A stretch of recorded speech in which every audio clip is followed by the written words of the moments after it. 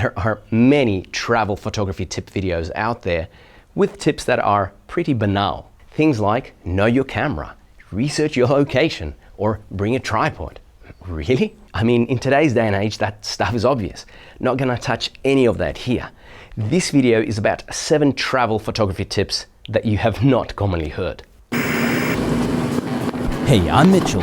For the past decade, I've been living my dream, journeying around the world as a professional travel photographer. During this time, I've seen and I've learned a lot. And now I want to share the knowledge with you. Come along on the journey.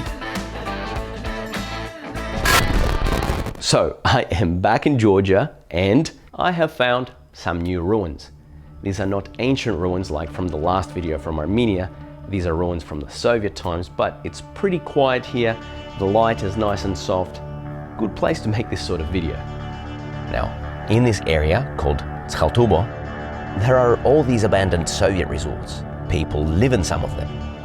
That's right, some of these former resorts are homes to refugees from the Abkhazia War, which took place over 20 years ago. Lots of stories there. I've met some of the inhabitants. A while ago, I hung out with one and photographed him. So I've been to this area before and now I've come back. Okay, so the first unusual travel photography tip is allow yourself to be naive. This tip applies in particular to people photography. Sometimes it's best to throw out all of your knowledge and supposed wisdom. So many things can put you off and prevent you from even taking the camera out of your bag. It makes practical sense to get into this pure, innocent, childlike or naive state of mind. A large part of my early work focused on people. It was made purely because I had this kind of approach. I was genuinely fascinated by whoever I photographed, by what they did. I wanted to capture it all in a respectful manner, regardless of what was happening in front of the lens. So in my mind, perhaps naively, I thought that there was no reason why anyone would not want to be photographed by me. Some of my naivety was killed after traveling to countries like Morocco and even my native Belarus. They are much less friendly to people photography. But I've learned that even there, unless you're absolutely certain of a negative result, which is rare that you're absolutely certain, it helps to be naive. I am sure that you have done something naively, without prior knowledge, without thinking much, and then after you had a chance to reflect, you thought, how did I do that? You might have even thought, I know better than to do that now. But it's not better because you wouldn't have had the image. So naivety can be a very useful state of mind to get things done. Of course, if it's a dangerous kind of place, then it's common sense that you don't try any of this stuff. Just down the road, there is another building that I think is more visually interesting than this one. I'm gonna film the rest of this video around there. Also not too far from here is the mining town of Chyatura. I just visited it again too. Some of the first cable cars that are still functioning since the Soviet times. Many dilapidated Soviet buildings. This is actually connected to one of the tips that I'll talk about later on. But yeah, this whole area is fascinating in an unusual way, which is fitting for unusual travel photography tips. I'll be showing you bits of this region throughout the video. So I am in the other building now. There's a bit more to it. Of course, it is also completely falling apart. Look at this. If something falls on my head, thank you for supporting this YouTube channel. You've been a lovely audience. Unusual travel photography tip number 2. The main event is often not the main thing photographically. Now, let me make it clear. Sometimes the main event is just amazing photographically. A camel race in Mauritania, the Christmas ceremony in Lalibela, or a procession commemorating a saint in Sicily. All amazing. However, often this is not the case. At the Coyoriti festival, which I talked about in depth in a past video, link on the screen, one of the main events was the bringing of the cross down from the snow-capped mountain peak. It was not very interesting photographically, not in comparison to what led up to it. Scenes of people lighting candles, waiting for the sun to rise and for the cross to come down. These are traditional Indian wrestlers. Photos from their training sessions. The main event was the day of the wrestling matches. It was great, but photographically, at the trainings there were so many more creative possibilities. For me, the trainings were far more attractive and more important photographically. So the main event is what everybody expects to be the spectacle, what everyone comes for. Sometimes it is amazing, oftentimes the stuff around it is far more interesting from a photographic standpoint. Keep this in mind. I suggest that you always look for what's interesting around the main event. This idea can be extended to almost any event, gathering, or spectacle. Another example, markets. Here are some scenes that I shot before a cattle market in Colombia really started. These are my favorite photos from the day. There was nothing that matched them during the hours of the market, the main event. Even if the main event is what's most amazing, most incredible photographically, by shooting around it, you end up with more interesting images. And there might be more photographic opportunities and sometimes more freedom too. Unusual travel photography tip number 3. There won't be a next time. This is one of the most important tips for the photographer on the move.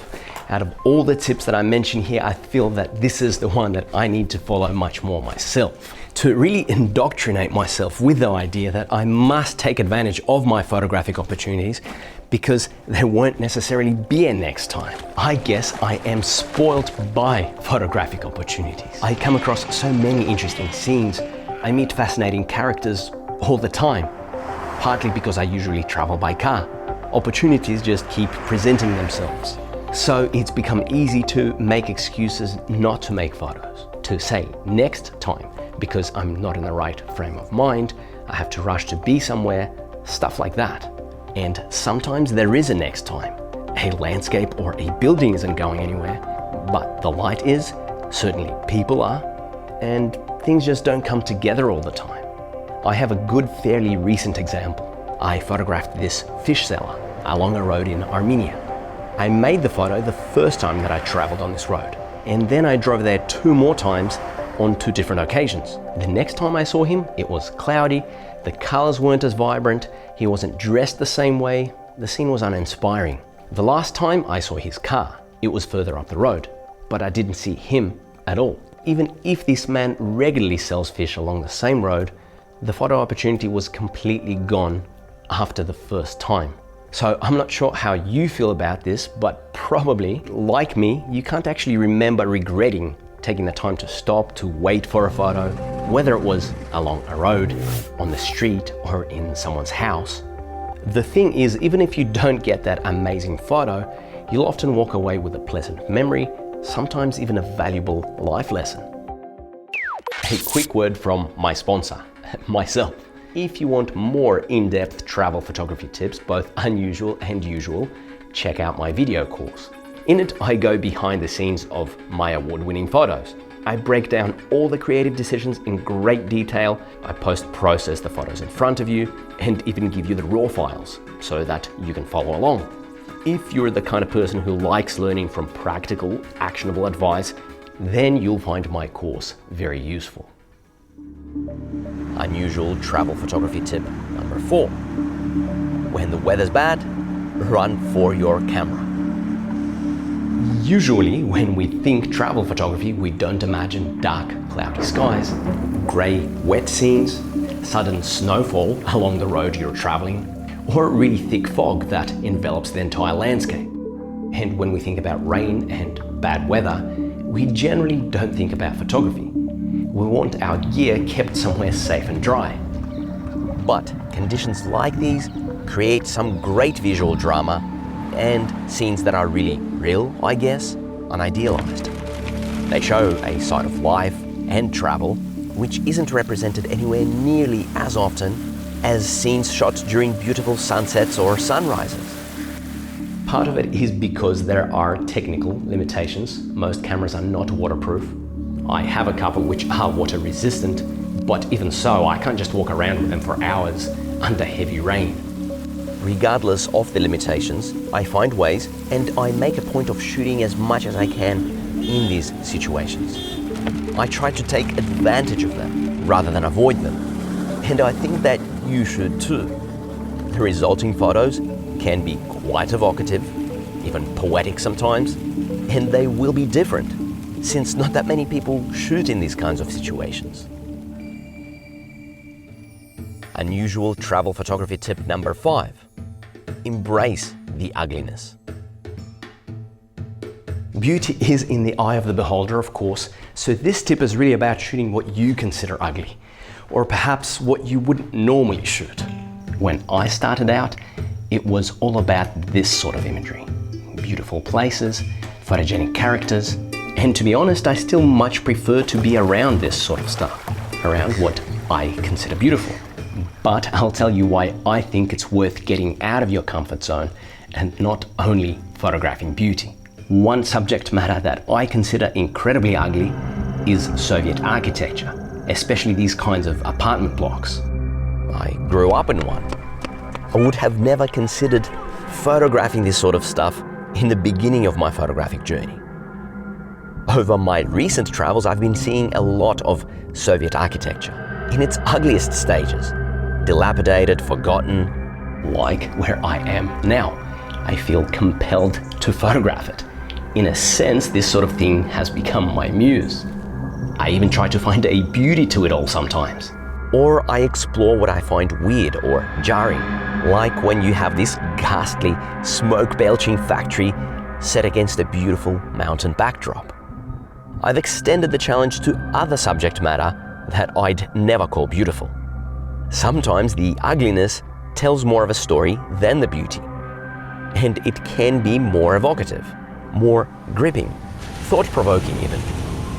By embracing and photographing what you would consider ugly, what you wouldn't usually shoot, you are expanding your creative horizons. You're adding variety to your work. You are also likely showing a different side of the places that you visit. And in our world, which is so full of stereotypes, this can be incredibly fascinating. Unusual travel photography tip number 6. Be skeptical about local advice on places to go to. This might seem counterintuitive, but hey, we are talking about unusual travel photography tips. First thing though, if it's a famous place that a local recommends you, this tip doesn't apply obviously. You're probably there to visit it anyway. Also, if you're asking something specific, then that's different. This is more about those cases when the enthusiastic local feels compelled to tell you, you have to see our church, our temple, the view of our village from the mountaintop. I'm sure that you have all had those cases, and it is very tempting to follow the local advice. What I mean when I say be skeptical is don't rush to follow the advice. Google the place. You can find photos of almost anything these days. See if it's your thing. If you can't find anything, then it really depends on what other plans you have. I have changed plans to follow local advice, and it has very rarely been worth it. The locals are rarely objective. Their places hold special values to them, and they might not have traveled much, so they have nothing to compare to. Also, they mostly try to recommend what they think is beautiful, what they're proud of. They have no idea what you're into. Like from a photographic perspective, I'm interested in these Soviet ruins. The sorts of places where I'm filming now, in these apartment blocks. But for the locals, these are sources of shame or just something really boring. No local ever recommended me to see something like this. So yeah, locals might know best about many things, but after following local advice almost religiously for many years, I have come to the conclusion that when it comes to advice on places of photographic interest, you have to be skeptical. Unusual travel photography tip number 7. Aim to have the action on your doorstep. Now, what do I mean by action? Well, it's whatever you came to photograph. So if you came to photograph street life in a city, ceremonies in a church or a temple, a fish market, whatever it is, you want to be close to where things are happening. Even if it means that you're paying more and your room is not as good as a place further away, it's worth it. The less you have to travel to your place of photographic interest, the less early you need to wake up, the less you have to rush, the less you have to worry about taking some crappy road at night. You can photograph really intensely, exhaust yourself, then rest in your room and do it all again. Staying even a bus ride or a taxi ride from the action can change the dynamics a lot. There are countless times that I never bothered going out again because I dreaded the drive, the traffic, or a really long walk. And I remember not wanting to shoot in the mornings because I needed to wake up way too early to get to where I wanted to be. I'm sure that many can relate. I've taken this idea of action on my doorstep even further. That's why I have my cars, and I've modified them to sleep in them. I'm obviously in my car now. I stayed the night in the car right next to this complex so that I wouldn't have to drive far. In other cases, I wanted to be right where the village's animals would come past in the morning. Or I wanted to photograph ancient ruins at night and to go to sleep after, not have to search for a hotel somewhere. You don't need a modified car, of course. You can camp or you can stay at the village. It's just about finding a way to be right there where the action is. Conclusion. So that is it for 7 unusual travel photography tips. I hope that you got something out of this video. I've shared my ideas that I know if you implement them will help you create photos that will make you stand out from the masses. And if you ask me, that is usually a good thing, or at least the beginning of something good. Thank you for watching. Like, subscribe, check out one of these videos. See you next time.